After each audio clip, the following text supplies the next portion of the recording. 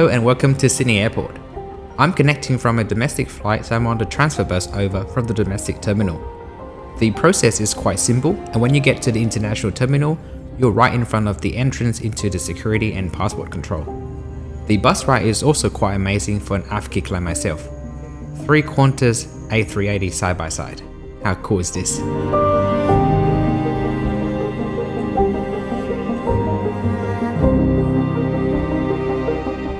Let me give you a quick history of Qantas as we explore the Qantas First Class Lounge in Sydney, which I was able to access thanks to my one-word Emerald status.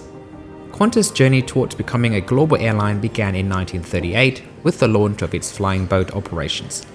Less than a decade later, the Australian government took full ownership of the airline and introduced the iconic kangaroo route connecting Australia and the UK.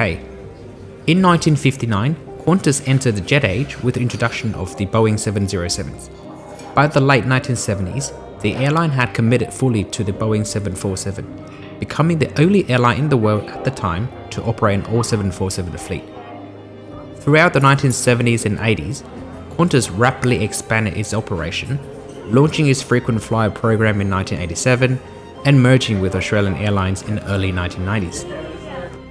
In 1998, Qantas co-founded the One World Alliance.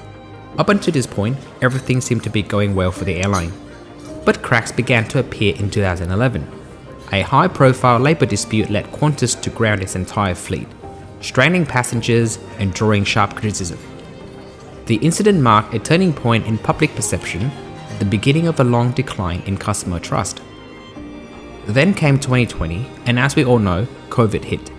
The airline grounded most of its fleet, laid off thousands of staff, and controversially accepted large amount of government support, far more than its competitors. By the middle of 2023, Qantas was facing a storm of negative publicity. It was sued by the Australian Competition and Consumer Commission for selling tickets on cancelled flights and faced class actions over unpaid COVID-related refunds. The brand had become one of the most distrusted companies in Australia. Despite everything, there is still a deep affection for Qantas among its loyal flyers, thanks in large part to its staff. On this flight to Auckland, I experienced firsthand the warmth and passions of the Qantas crew, a reminder that while the brand may have struggled, its people continued to embody the spirit that has made Qantas special in the first place.